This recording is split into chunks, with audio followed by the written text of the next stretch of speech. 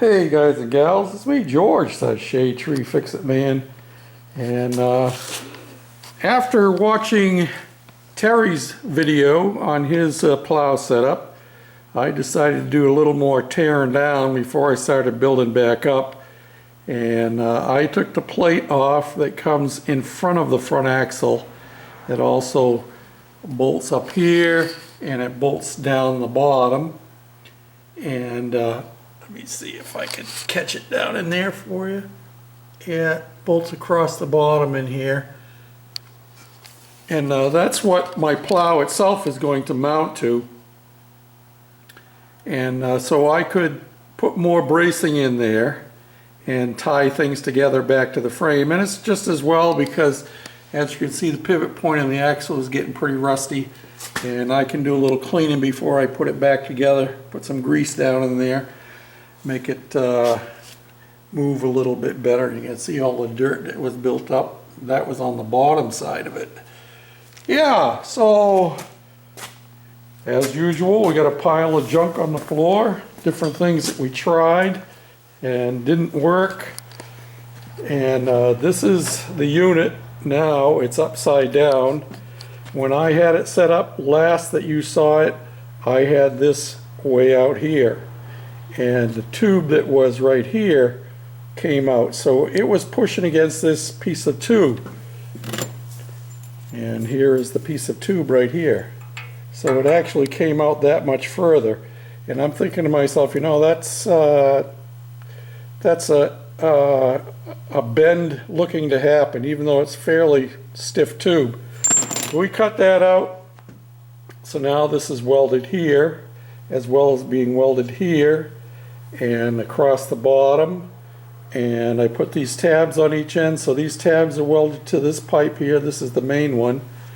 And I didn't want to depend just on this plate. This is the outside plate for the front axle. I've just painted it, as you can see. And actually the only thing that was holding the plow were these 4 bolts, 2 on this side and 2 on the other side, going into this plate, which is not super thick. Well, the main push force is at the bottom, so you can see what I did. Here's where the plow frame itself bolts on. I have welded on this piece of channel iron right here, welded it to this frame. It is not welded to here, so it will still come apart, but it's right in there tight. It's a push-in fit, so that when the plow is pushing back, it'll be pushing against this, which pushes against the actual frame member itself, which is behind the front axle. Yeah, so that's the way we have it set up now. And on the what's underneath now, will be the top, and I haven't flipped it over to clean and paint.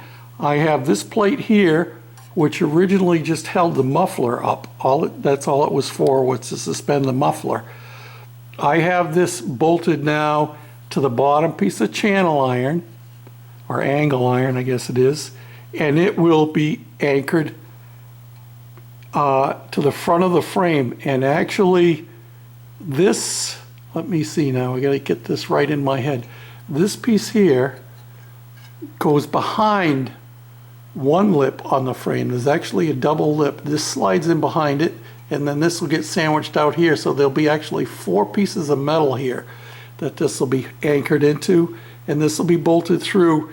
And all the top piece really does is suspend the plow when you're lifting it up. When the plow is actually in action, there's not much pressure on this at all, very little. So this is just there to give a little more support to our top rail. And as you can see, the top rail has been welded to the pipe on both sides. And so yeah, so that's the way it's going to be. I threw a coat of paint on it after I've just finished doing all my welding. And this piece here, which is actually part of the plow unit, is now a permanent part of this pipe here. This pipe here comes up here, and while these bolts are here on this end down here, on the back side, where am I at here? Somewhere here.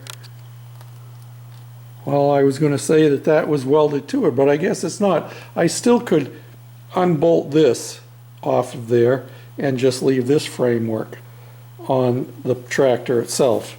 So, hell, that's a good thing. I thought I had it all in one unit, which would come apart with these 4 bolts, which it will, but once I want to get ready to take the plow off for the summer, if I want to take it off, I can either just unbolt these 2 bolts here on each side and take that whole unit off, including this, which I don't think I want to do that because this actually is a support for my grill assembly, and which also supports the hood. So I guess all I would do is remove these 4 bolts, 2 on this side, 2 on the other side, and that would allow me to pull that off. And I wouldn't have to do that because the plow just comes off with a single pin here. And that's all that holds it in place, and it slides up into these slots here in the back, so it kind of pivots on that point. I've got some work to do ahead of me.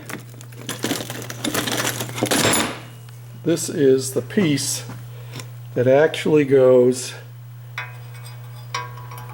down in here, behind in there, and it hooks into the lifting unit. But you can see that that thing is really messed up big time. It's not only bent, but it's pretty much wiped that out.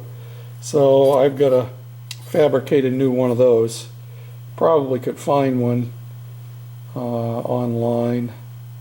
We'll see. It's more cost effective for me to make one, and I can do that. So that's probably what's going to happen.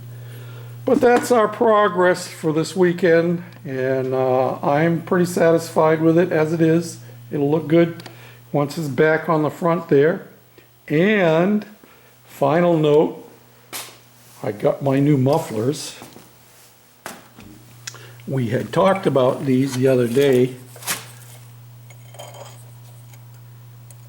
and those could go right on there and would be satisfactory.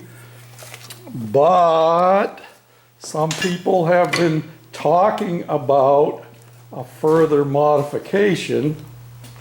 Let me see what we got going on here. Somebody suggested stacks. So if we were going to do a stack, it would go down on here like that.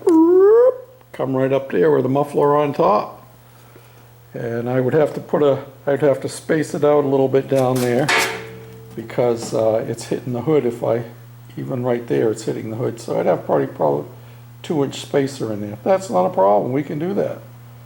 So we might have stacks on this puppy. Dual exhaust with stacks. Woo, hot rod.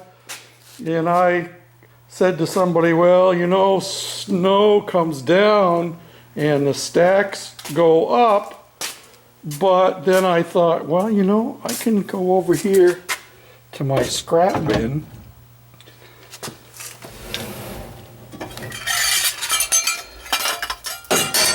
and we recycle,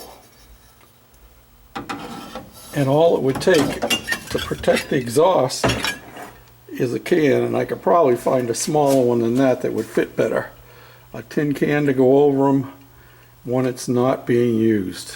Of course, when it's not being used, it's not sitting outside, so I wouldn't even need those, would I? Because, yeah. Well, so there's a possibility there.